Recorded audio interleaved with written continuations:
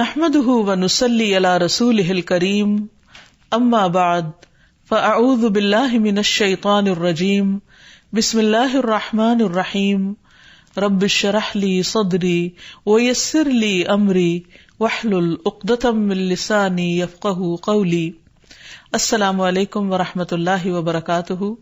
ناظرین، پروگرام دعا کیجیے کے ساتھ آپ کی خدمت میں حاضر ہیں.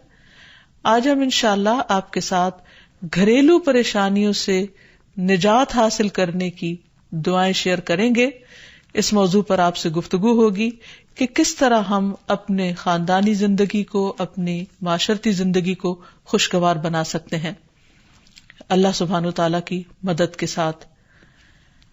کوشش اپنی جگہ، لیکن ہر کوشش اس وقت فائدہ مند ہو جاتی ہے جب انسان اس کے ساتھ ساتھ اللہ تعالی سے دعا کرتا ہے. حدیث میں آتا ہے کہ اللہ سبحانہ وتعالی کے نزدیک دعا سے زیادہ معزز اور کوئی چیز نہیں. یعنی سب سے زیادہ اللہ تعالیٰ جس چیز کو بندے کی ویلیو کرتے ہیں وہ دعا مانگنا ہے. اسی طرح ایک اور حدیث میں آتا ہے کہ دعا کرنا افضل عبادت ہے.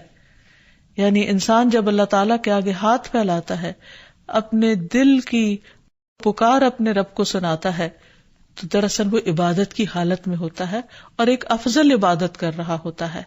اس لیے کثرت کے ساتھ دعائیں کرتے رہنا چاہیے، لیکن یاد رہے کہ دعا کرنے سے پہلے اللہ سبحانہ وتعالیٰ کی تعریف ضرور کی جائے.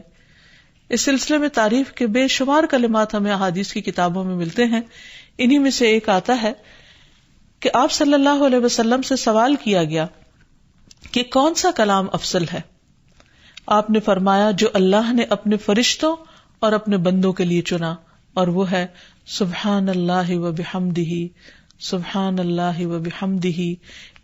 یعنی جب انسان دعا کرنا چاہے تو اس سے پہلے کچھ مرتبہ جتنا اس کا دل چاہے اللہ تعالیٰ کی تسبیح اور حمد و ثنا بیان کرے، اور بار بار تکرار کے ساتھ کہتا رہے سبحان اللہ و بحمدہ. اس کے بعد درود شریف پڑھے جتنی دیر پڑھنا چاہے، اور پھر اس کے بعد اپنی حاجت اللہ سبحانہ وتعالیٰ کے سامنے رکھے تو انشاءاللہ اس کی پریشانی دور ہوگی. جہاں تک گھریلو پریشانیوں کا تعلق ہے تو اس میں ہم دیکھتے ہیں کہ ہر گھر کے اندر کوئی نہ کوئی چیز ایسی ہو جاتی ہے کہ جس سے باہمی تعلقات میں بدمزگی پیدا ہو جاتی ہے. بعض افراد کی طبیعت میں غصہ زیادہ ہوتا ہے، بعض لوگ جھگڑالو ہوتے ہیں، بعض لوگ شکی مزاج کے ہوتے ہیں، بعض لوگوں کو اونچا بولنے کی عادت ہوتی ہے، بعض لوگ دوسروں کو مختلف باتوں پر زج کرتے رہتے ہیں، بعض لوگ اپنی ذمہ داریوں کو ٹھیک سے نہیں نبھاتے. تو یہ تمام چیزیں صرف نہ یہ کہ ایسے انسان کو خود بلکہ اس کے آس پاس رہنے والوں کو اذیت میں مبتلا کر دیتی. اب اس میں انسان بعضوں کو سمجھانے سے بھی کام لیتا ہے، دوسروں سے بھی مدد لیتا ہے، لیکن پھر بھی مسئلہ حل نہیں ہوتا. تو صحابہ کرام تو اپنی جوتی کا تسمہ بھی ٹوٹ جاتا تو اللہ سبحانہ وتعالیٰ سے مانگتے تھے. تو اگر گھر کے اندر کسی قسم کی ناچاکی یا پریشانی ہے تو اس سلسلے میں بھی ہمیں اللہ تعالیٰ کی طرف رجوع کرنا چاہیے، اور پھر اس کے ساتھ ساتھ دوسرے کو جو مشکل پیدا کر رہا ہے سمجھانا بھی چاہیے. جہاں تک لڑائی جھگڑے کا تعلق ہے تو اسے منافقت کی علامت بتایا گیا. آپ صلی اللہ علیہ وسلم نے فرمایا کہ منافق کی 4 علامتیں ہیں. ان میں سے ایک بات کرے تو جھوٹ بولے، وعدہ خلافی کرے، امانت میں خیانت کرے، اور جب وہ جھگڑا کرے تو گالی دے. یعنی جھگڑتا بھی ہے اور گالی بھی دیتا ہے. نبی صلی اللہ علیہ وسلم نے یہ بھی فرمایا کہ اللہ کو سب سے زیادہ ناپسند آدمی وہ ہے جو بہت جھگڑالو ہے. یعنی اللہ تعالیٰ ایسے شخص سے محبت نہیں کرتے. اس لیے اگر آپ کسی سے بات کر رہے ہو تو اس کی بات توجہ سے سن لے. چھوٹی چھوٹی باتوں پر جھگڑنا اور دوسرے کے ساتھ بد اخلاقی سے پیش آنا یہ درست نہیں. پھر اسی طرح مومن جو ہے وہ کبھی بد اخلاق نہیں ہوتا، اور بد اخلاقی پھر منافقت کی علامت ہے. رسول اللہ صلی اللہ علیہ وسلم نے فرمایا تمہارے یہ نسب نامے کسی کے لیے گالی کا سبب نہیں ہے. تم سب آدم کی اولاد ہو، ایک دوسرے کے قریب ہو، دین یا عمل صالح کے علاوہ کسی وجہ سے کسی کو کسی پر کوئی فضیلت نہیں. آدمی کے برا ہونے کے لیے یہی کافی ہے کہ وہ فحش گو ہو، بد کلام ہو، بخیل ہو اور بزدل ہو. پھر اسی طرح آپس میں محبتوں کا نہ ہونا، بہن بھائیوں میں ناچاکی یا شوہر بیوی میں ناچاکی یا والدین کے ساتھ محبت کا نہ ہونا، یہ ایک طرح سے اللہ تعالیٰ کی طرف سے ایک آزمائش بھی ہو سکتی ہے اور ایک عذاب بھی ہو سکتا ہے. مومن تو محبت کرنے والا ہوتا ہے، اور اس شخص میں کوئی خیر نہیں جو محبت کرتا نہیں اور لوگ اس سے محبت نہیں کرتے. اور لوگوں میں سب سے زیادہ بہترین انسان وہ ہے جو لوگوں کے لیے فائدہ مند ہوتا ہے. تو اس لیے بہت ضروری ہے کہ خاندان کے اندر باہم محبت پائی جائے. گھریلو زندگی خوبصورت ہو جاتی ہے اگر آپس میں ایک دوسرے سے پیار، محبت اور ہمدردی کے جذبات پائے جاتے ہیں. پھر اسی طرح بعض اوقات گھریلو زندگی میں بدگمانیاں بہت تکلیف دیتی ہیں، یا گھر کے کچھ افراد سنی سنائی باتوں پر یقین کرتے ہوئے دوسروں کے خلاف بدگمانی پال لیتے ہیں. تو اس سے بھی پرہیز کرنے کی ضرورت ہے. اسی طرح گھریلو پریشانیوں میں گھر کا تنگ ہونا بھی ایک عذاب کی شکل ہے. اس لیے نبی صلی اللہ علیہ وسلم نے ہر وضو کرنے کے بعد جو دعا سکھائی، اس میں خاص طور پر یہ دعا آتی ہے کہ اللہ میرے گھر میں وسعت پیدا کر دے. یعنی ایک تو دلوں میں وسعت ہو، اور دوسرا یہ ہے کہ جگہ بھی کشادہ ہو. رسول اللہ صلی اللہ علیہ وسلم نے فرمایا 3 چیزیں بدبختی میں سے ہیں. عورت جب تو اسے دیکھے تو وہ تجھ کو بری لگے اور وہ تجھ پر اپنی زبان چلائے، اور اگر تو اس سے غائب ہو تو وہ اپنے نفس کی اور تیرے مال کی حفاظت نہ کرے. دوسرے، مریل سواری کہ اگر تو اسے مارے اور چلائے تو تجھ کو تھکا دے، اور اگر اسے چھوڑ دے تو تجھے جلد تیرے ساتھیوں تک نہ پہنچائے. اور ایسا گھر جو تنگ اور کم سہولتوں والا ہو. تو اس لیے اگر انسان ایسی کسی تکلیف میں مبتلا ہے تو اس کا حل بھی یہی ہے کہ کوشش کے ساتھ ساتھ انسان دعا کرے. اسی طرح خرچ میں کمی، وسائل میں کمی، مال میں کمی، یہ تمام چیزیں بھی عموماً گھروں کے اندر جھگڑے پیدا کر دیتی ہیں. کھانے پینے کی قلت، بنیادی ضروریات کا پورا نہ ہونا. تو ایسی صورت میں بھی انسان اللہ تعالیٰ کی طرف رجوع کرے، اور اس کے لیے ساتھ ہی کوشش بھی ضروری ہے. کوشش میں سب سے پہلے تو یہ کہ انسان لڑائی جھگڑا چھوڑے، صبر و ضبط کی عادت ڈالے، برداشت اور تحمل کی عادت اپنے اندر پیدا کرے، اپنے اخلاق کو بہتر بنائے. ایک حدیث کے مطابق اللہ سبحانہ و تعالیٰ جب کسی گھرانے پر خیر و برکت نازل فرمانا چاہتے ہیں تو اس گھر والوں کے اندر نرمی پیدا کر دیتے ہیں. اور ایک اور حدیث میں یہ بھی آتا ہے کہ جو نرمی سے محروم کر دیا گیا وہ ہر خیر و بلائی سے محروم کر دیا گیا.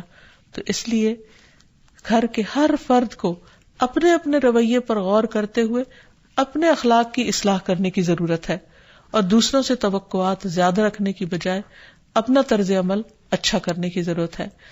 اور گھر والوں کے ساتھ بہترین ہونا نبی صلی اللہ علیہ وسلم کی سنت ہے. آپ نے فرمایا تم میں سے بہتر وہ ہے جو اپنے گھر والوں کے لیے بہتر ہو، اور میں تم سب کی نسبت اپنے گھر والوں کے حق میں اچھا ہوں. یعنی آپ نے اپنی مثال دی کہ میں سب سے اچھا سلوک اپنے گھر والوں سے کرتا ہوں، تو تمہیں بھی اگر اچھا بننا ہے تو ایسا ہی کرنا ہوگا. پھر اسی طرح گھر والوں کو زیادہ سے زیادہ فائدہ پہنچانا. حسن بصری سے مروی ہے کہ اللہ تعالیٰ کے نزدیک پسندیدہ بندے وہ ہیں جو اپنے اہل و عیال کو سب سے زیادہ نفع دینے والے ہیں. پھر اسی طرح پیار و محبت سے رہنا. اگر لڑائی جھگڑا ہو بھی جائے یا کوئی غلط فہمی پیدا بھی ہو جائے تو اس وقت خاموشی اختیار کر لینا، مناسب وقت کا انتظار کر کے اس غلط فہمی کو دور کرنا ضروری ہے. پھر اسی طرح اللہ سبحانہ و تعالیٰ نے گھریلو زندگی کو خوشگوار بنانے کے لیے جو بہترین ہدایت ہمیں قرآن مجید میں دی ہے وہ ہے عفو و درگزر سے کام لینا. اللہ تعالیٰ فرماتے ہیں یا ایھا الذین آمنوا ان من ازواجکم واولادکم عدوا لکم فاحذروہم وَإِن تَعْفُوا وَتَصْفَحُوا وَتَغْفِرُوا فَإِنَّ اللَّهَ غَفُورٌ رَّحِيمٌ. إِنَّمَا أَمْوَالُكُمْ وَأَوْلَادُكُمْ فِتْنَةٌ وَاللَّهُ عِندَهُ أَجْرٌ عَظِيمٌ. اے لوگو جو ایمان لائے ہو، بے شک تمہاری بیویوں اور تمہارے بچوں میں سے بعض تمہارے دشمن ہیں، سو ان سے ہوشیار رہو، اور اگر تم معاف کرو اور درگزر کرو اور بخش دو تو بے شک اللہ بے حد بخشنے والا نہایت رحم فرمانے والا ہے. تمہارے مال اور تمہاری اولاد تو محض ایک آزمائش ہے، اور جو اللہ کے پاس ہے وہ بہت بڑا اجر ہے. واللہ عندہ اجر عظیم، اور جو اللہ ہے اسی کے پاس بہت بڑا اجر ہے. یعنی انسان کو بعض اوقات اپنی ہی بیوی یا بیوی کو اپنے ہی شوہر سے، اور بعض اوقات اپنے ہی بچوں سے یا اپنے ہی والدین سے دشمنی کا اندیشہ ہو سکتا ہے، اور وہ ایک دوسرے کے لیے مصیبت اور بلا ہو سکتے ہیں. لیکن ایسی صورت میں بھی انسان کا گزارا نہیں ہو سکتا جب تک ایک دوسرے کو معاف نہ کرے. زندگی کی گاڑی نہیں چل سکتی جب تک انسان دوسروں کے قصور اور غلطیاں ان سے درگزر نہ کرے، کیونکہ ہر انسان کبھی غصے کی وجہ سے، کبھی جہالت کی وجہ سے، کبھی جلد بازی کی وجہ سے، کبھی لوگوں کے اکسانے پر اپنے پیاروں کے ساتھ زیادتیاں کر جاتا ہے. تو ایسی صورت میں انسان اگر چاہتا ہے کہ اس کی زندگی خوشگوار ہو تو اسے معاف کرتے رہنا چاہیے. نبی صلی اللہ علیہ وسلم کے اخلاق کے بارے میں جب پوچھا گیا تو حضرت عائشہ کہتی ہیں کہ آپ طعن و تشنیع کرنے والے نہ تھے، یعنی طعنے نہیں دیتے تھے، یعنی اگر کسی سے غلطی ہو جاتی تو اسے بار بار یاد نہیں کراتے تھے. فحش کام نہیں کرتے تھے، بازاروں میں چیخنے والے اور برائی کا بدلہ برائی سے دینے والے نہ تھے، بلکہ معاف کرنے والے اور درگزر کرنے والے تھے. اور حقیقت یہ ہے کہ جو جس کے جتنا قریب ہوتا ہے، جیسے گھر والے ہیں، اس کی غلطیاں اور اس کی کمزوریاں زیادہ سامنے آتی ہیں، اور پھر وہ ریپیٹڈلی سامنے آتی ہیں، بار بار سامنے آتی ہیں. تو ایسی صورت میں معاف کرنا بھی مشکل لگتا ہے، لیکن پھر بھی معاف کیے بغیر گزارا نہیں. پھر اسی طرح یہ ہے کہ انسان اگر ہمیشہ دوسروں کا حق ادا کرنے کی فکر کرے تو اس سے بھی بہت سے جھگڑے ختم ہو جاتے ہیں. شوہر اگر بیوی کو حق دینے والا ہو، بیوی خوشی سے شوہر کا حق دینے والی ہو، بہن بھائی ایک دوسرے کے اوپر قربانی کرنے والے یعنی ایثار کرنے والے ہوں، تو ایسی صورت میں گھر کا ماحول بہت خوشگوار ہو سکتا ہے. عورت کے بارے میں فرمایا نبی صلی اللہ علیہ وسلم نے کہ عورت اس وقت تک ایمان کی حلاوت نہیں پا سکتی جب تک کہ وہ اپنے شوہر کا حق ادا نہیں کرتی. اسی طرح شوہر کے لیے نبی صلی اللہ علیہ وسلم کا یہ اسوہ حسنہ بہترین ہے کہ آپ صلی اللہ علیہ وسلم اپنے گھر ہوتے ہوئے اپنے گھر والوں کے کام کاج میں ہاتھ بٹایا کرتے تھے، ان کی خدمت کیا کرتے تھے. جب نماز کا وقت ہوتا تو فوراً نماز کے لیے تشریف لے جاتے. آپ اپنے چھوٹے چھوٹے کام خود کر لیا کرتے تھے. یعنی اس سے بھی یہ پتہ چلتا ہے کہ خوشگوار گھریلو تعلقات میں دوسرے پر بوجھ نہ بننا ایک بہت اہم نقطہ ہے، کیونکہ اگر ہر انسان اپنی ذمہ داری خود لے لے تو دوسروں کے لیے وہ خوشگوار ہو جاتا ہے. پھر اسی طرح گھر والوں کو اگر کوئی غم، تکلیف یا پریشانی ہو تو اس موقع پر اپنے اختلافات کو بھول کر ان کی مدد کرنا، ان کی کیئر کرنا اور ان کی دلجوئی کرنا یہ بھی بہت ضروری ہے. اور حد الوسع گھر کا ماحول خوشگوار رکھنا چاہیے، ایک دوسرے کا احساس کرتے ہوئے اور ایک دوسرے کے کاموں میں عیب نہ نکالتے ہوئے اور ایک دوسرے کو اپریشیٹ کرتے ہوئے، ایک دوسرے کی اچھی خوبیوں کو اور اچھی باتوں کو کی تعریف کرتے ہوئے، اور اسی طرح بعض اوقات اپنی خواہشات کو پیچھے کرتے ہوئے. کیونکہ اگر ہر انسان یہ چاہے کہ زندگی اس کے مطابق، کیونکہ اگر ہر انسان یہ چاہتا ہو کہ ہر کام گھر میں اس کی مرضی کے مطابق ہو تو یہ ممکن نہیں. بہت سے گھروں میں ساس بہو کا جھگڑا کس بنا پر ہوتا ہے، یا آپس میں قریبی رشتوں کا جھگڑا اور فتنہ فساد کس وجہ سے ہوتا ہے؟ کیونکہ ہر شخص یہ چاہتا ہے کہ گھر کا نظام اس کی مرضی کے مطابق ہو، حالانکہ ایسا ہونا ممکن نہیں. تو اس لیے ہر انسان کو اپنی رائے بھی دینی چاہیے، لیکن دوسروں کی رائے کا بھی احترام کرنا چاہیے. اپنی ضرورت بھی پوری کرنی چاہیے، لیکن اس کے ساتھ ساتھ دوسروں کی ضروریات کا بھی خیال کرنا چاہیے.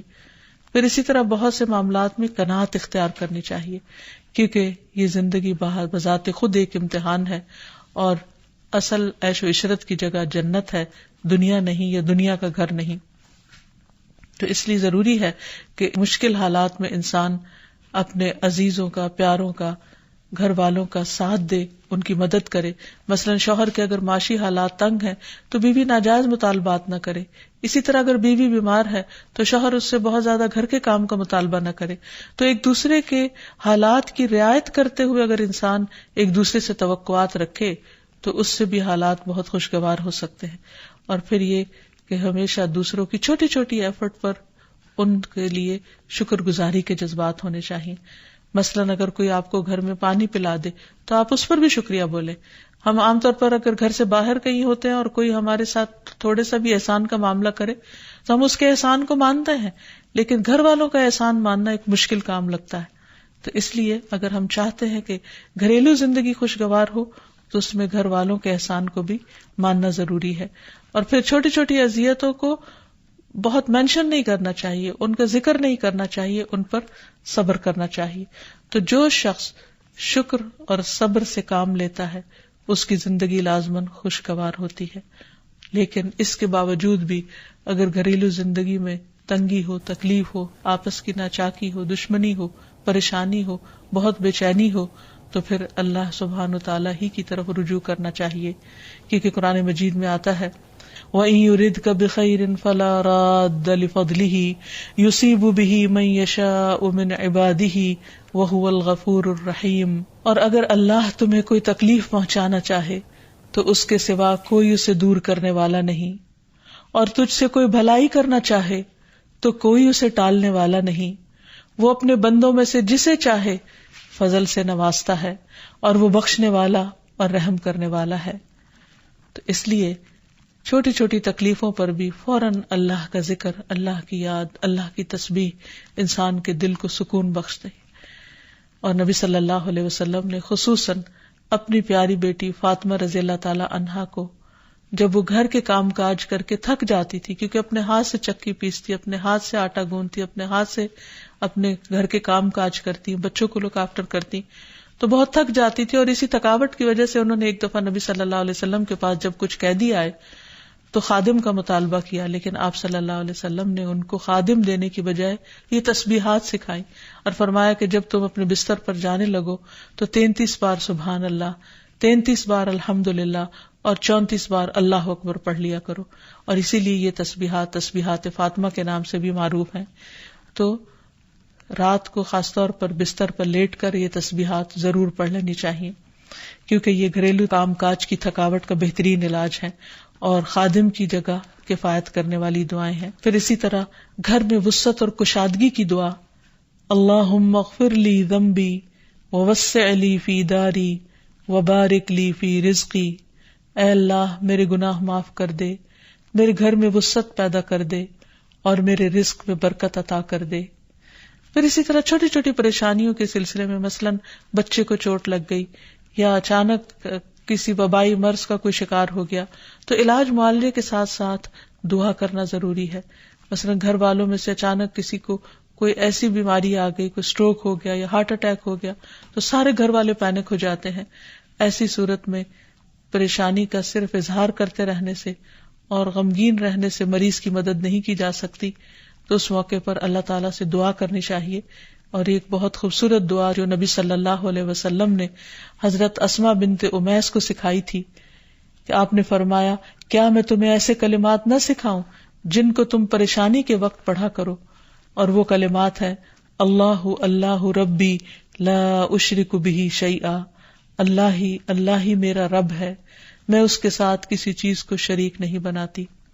اور آخر میں یہ کہ گھر والوں کی باہمی محبت اور الفت اور تعلقات کی بہتری کی دعا کرنی چاہیے جو پیارے نبی صلی اللہ علیہ وسلم نے ہمیں سکھائی ہے. وہ دعا ہے اللہم الف بین قلوبنا واصلح ذات بیننا واہدنا سبل السلام ونجنا من الظلمات الى النور وجنبنا الفواحش ما ظهر منها وما بطن وبارک لنا فی اسماعنا وابصارنا وقلوبنا وازواجنا وذریاتنا وتب علینا انک انت التواب الرحیم واجعلنا شاکرین لنعمتک مثنین بها قابلیہا واتمہا علینا.